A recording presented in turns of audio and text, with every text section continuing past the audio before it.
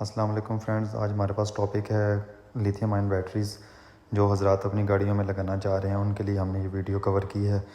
Battery हमारे पास इस time मौजूद है होंडा वीज़ल लिथियम आयन 2014 और 15 का ये मॉडल, इसमें सेम ये बैटरी आती है।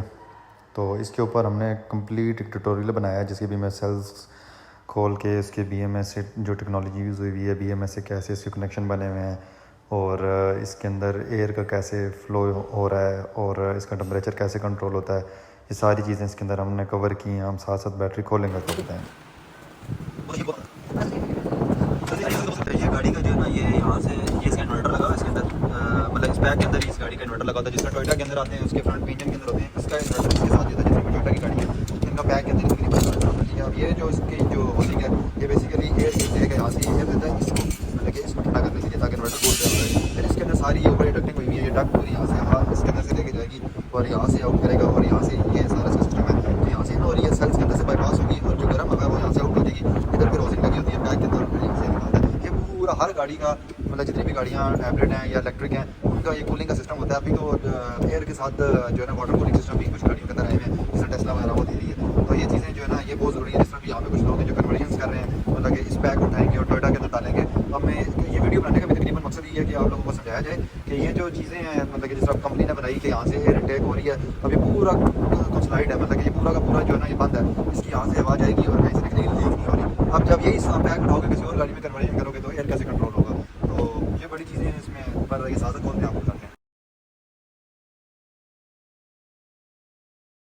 इसका इन्वर्टर में खोलिए और इन्वर्टर डाल दिए इसका और बाकी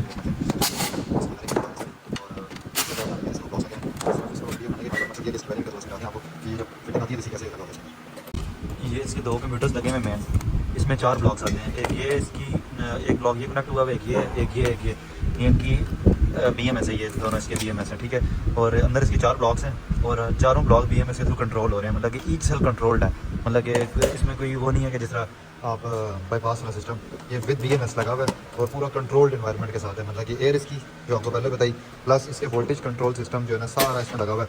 मतलब कि वो भी अभी जब ऊपर से खुलेगा तो आपको दिखाऊंगा कि ईच सेल जो है ना कनेक्टेड है, ईच सेल मतलब कि कनेक्टेड है इसके साथ। अच्छा, ये बैटरी हम लोगों ने इसकी पूरी तकरीबन सारी डिसमेंटल कर ली है। ये इसकी चेज़ी वगैरह सारा तकरीबन हो गया। ये इसका एयर का वो सिस्टम था जो इसके ऊपर लगा हुआ था डक्टिंग के लिए, ये सारा ये यहाँ से आउट होती है और ये प्रॉपर एयर का एक सिस्टम है जिसमें इसके रबर्स वगैरह भी लगे हुए हैं और प्रॉपर एक फिटिंग के साथ ये लगी हुई है। अब ये जो सेल्स हैं इसके अंदर ये 4 इसके ब्लॉक्स हैं और हर ब्लॉक के अंदर ये तकरीबन जो है ना 12 सेल्स होते हैं। तो ये अगर आप गिनती करें तो 1 2 3 4 5 6 7 8 9 10 11 12 ब्लॉक्स हैं और 3.2 इंच है और 6.5 इंच का ये सेल आता है तकरीबन।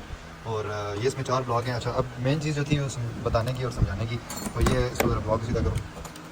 अब ये देखें, ये अब इसकी जो कनेक्शन बने हुए हैं ना वो ये है इसके ऊपर, यहाँ पे ये सारे इसके कनेक्शन बने हुए हैं। अगर हम इसको देखते हैं तो ये इसकी चीज़ है। ठीक है, अब ये देखें, ये अब एक ब्लॉक है, ठीक है, जिसके बीच में मैंने आपको जिस तरह गिन के बताया कि इसमें 12 सेल हैं। अब वो कंप्यूटर दिखाना जरा जो खोला था, तो अब ये देखें, ये जो ना हर जो सेल है इसका कंट्रोल्ड है इस कंट्रोलर के साथ। मतलब ये इसका कंट्रोलर है, इसमें 2 कंट्रोलर थे और इसमें देखें ये 2 कंट्रोलर लगे हुए हैं, एक ये कंट्रोलर है और एक ये कंट्रोलर है। ये इसका टेम्परेचर का सेंस करने के लिए बड़ी में लगी होती है।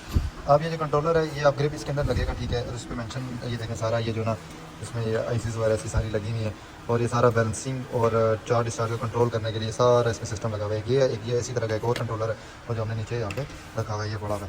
ठीक है, ये 2 इसमें 2 ये कंट्रोलर लगे हुए थे। अब 2 ब्लॉक एक साथ डिटेक्ट हुए हैं और 2 ब्लॉक एक साथ। जो मेन एक पॉइंट है मैं समझाने का वो ये है कि ये जो चीज़ है देखें, अब ये पहला सेल है तो इस पहले सेल के ऊपर से एक वायर कनेक्शन बना हुआ है इसका, ठीक है। फिर अब इससे अगला जो सेल है उसके ऊपर दोबारा कनेक्शन बना हुआ है, ठीक है। अच्छा, फिर आप अगर जाएँ तीसरे सेल पे फिर एक कनेक्शन बना हुआ है, चौथे पे जाएंगे तो फिर एक बना हुआ है, 5वें पे जाएंगे इसी तरह, 6ठे पे, 7वें पे, 8वें पे, 9वें पे, 10वें पे, 11वें पे, 12वें पे, पूरा का पूरा ब्लॉक जो है ना वो कंट्रोल्ड हो रहा है इस ग्रिप के साथ। और ग्रिप आगे लग रही है इसके अंदर, ठीक है, कि हर सेल कंट्रोल्ड हो और चार्ज डिस्चार्ज उसका बैलेंस हो। और अब होता क्या है कि यही सेल जब हम लोग लगाते हैं, मतलब कि हमारे बहुत सारे जो यहाँ पे इलेक्ट्रिशियन भाई हैं और बहुत सारे लोग जो हैं वो जो लगाते हैं वो करते क्या हैं कि ये चीज़ उठाएंगे, अब उन्होंने लगानी है, मिसाल के तौर पे ये सेल्स हैं उठाने हैं और प्रियस के अंदर लगाने हैं। अब जो प्रियस का सेल है, ठीक है, अब इसकी जो मोल्डिंग हुई है, अभी देखिए सेल बेसिकली यूज स्ट्रेट है, ठीक है, इसके आ रहे हैं ये सेल एक ऊपर आ रहा है एक इधर। अब ये 3.2 का सेल है, अब इसके साथ एक और सेल लगेगा इस साइड के ऊपर, तो तब जाके ये 7.2 का बनेगा और 7 मतलब कि 7.2 के नियर बाय जाके सेल ये बनेगा और उसमें प्रियस में ये चल सकता है एक सेल उसके बराबर। अब वो सामने जो सेल है वो दिखाना जरा प्रियस का, जो इसमें जनरल सेल आता है। अब ये प्रीवियस के अंदर आता है इसका जनरल सेल। अब इसके जो लगे हुए हैं 8 नंबर का ये नट लगता है और ये साइड पे आएंगे, और जब ये सेल लगेगा सपोज यहाँ पे आप इसके साथ बराबर करते हैं, एक सेल इधर और एक इधर, 2 सेल लगा के आप इसके वोल्टेज को पूरा करेंगे और इस तरह करेंगे। अब ये सेल जो है ना ये बेसिकली खुद भी प्रीवियस के अंदर भी ये 2 सेल मिल के एक ब्लॉक बनाते हैं। मतलब कि ये NIMH की टेक्नोलॉजी है, इसको चार्ज डिस्चार्ज के लिए मतलब कि अपना अनबैलेंस भी होता है, ये काम करता है। तो आप इसके साथ आप यहाँ पे रखेंगे एक और सेल और उनके ऊपर एक सेंसर लगा होगा। मतलब ये अगर सपोज प्रीवियस की बात करें तो उसमें तकरीबन 28 मॉड्यूल लगे होते हैं और जो एक्वा के अंदर हैं ये लगे होते हैं 20। अब 20 में आप जब 2 के साथ मिलाएंगे तो तकरीबन 10 ब्लॉक उसमें एक्वा में होते हैं और प्रीवियस में 14। तो अब क्योंकि कंप्यूटर तो कोई भी चेंज नहीं कर सकता, मतलब कि जो कंप्यूटर है और जो कहेंगे वो प्रीवियस की अपनी लगेगी।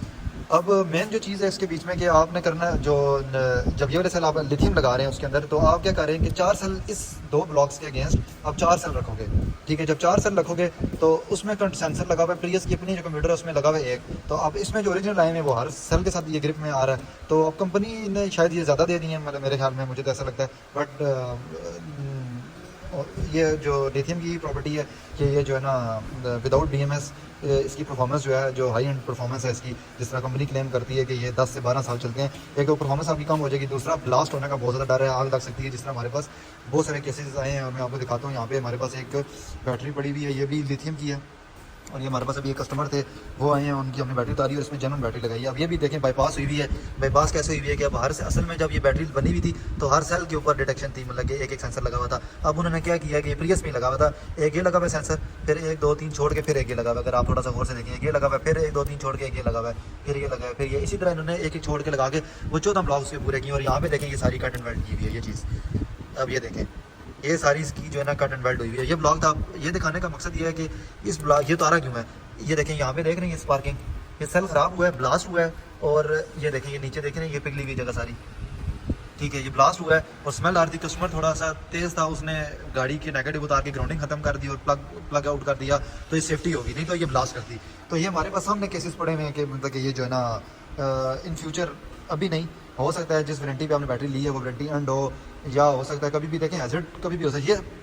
और सबसे मेन चीज़ तो सबसे पहला जब आप टेक्निकलिटीज़ में जाते हैं तो ये चीज़ तो समझेंगे हर बंदे को समझ आ रही है। जब जेनवन लगी हुई थी तो हर सेल पे सेंसर लगा था, वो बाईपास करके टेपिंग की और ग्रिप जेनवन वही लगाया जो प्रीवियस में आता है और प्लग उसी के कंप्यूटर के ऊपर इसको जोड़ तोड़ करके चला दिया।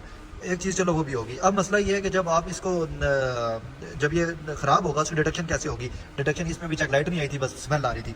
तो सेफ्टी सबसे पहले चीज़ है। उसके बाद ये अब इन्होंने जो ये टोयोटा, अब ये देखिए ये अभी सेफ्टी के लिए देखें इन्होंने अब इतना मोटी गेज का ये सारा उन्होंने लगाया हुआ कि ब्लास्ट ना हो। उसके बाद जब इस केसिंग के अंदर जाते हैं तो ये देखें फिर इसके ऊपर इन्होंने प्रॉपर सील्ड की हुई है। जब इसमें जाते हैं तो ये तो ओपन आते हैं सर, जो टोयोटा ने ये वाला लगाया हुआ है, ठीक है, इसमें सारा ये सील्ड है, ये खुल नहीं सकता, मतलब कि इसको प्रॉपर इन्होंने बंद किया हुआ है और बड़े अच्छे तरीके से इन्होंने बनाई हुई है।